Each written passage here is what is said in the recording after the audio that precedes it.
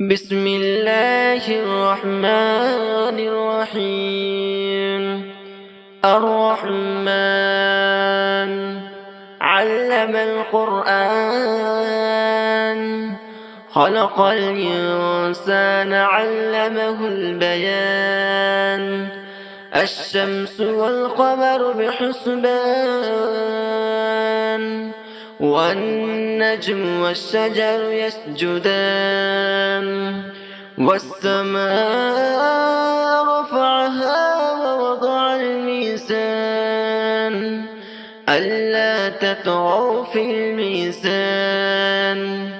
وأقيموا الوزن بالقسط ولا تخسروا الميزان.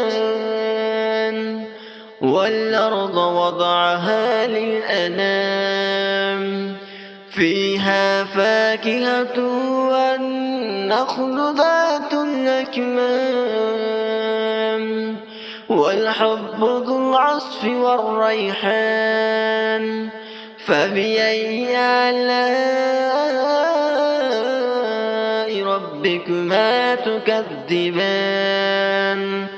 خلق الإنسان من صلصال كالفخار، وخلق الجن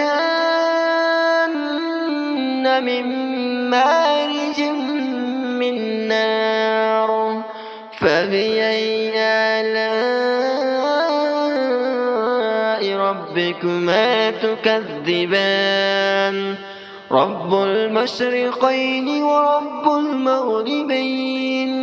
فبأي آلاء ربكما تكذبان؟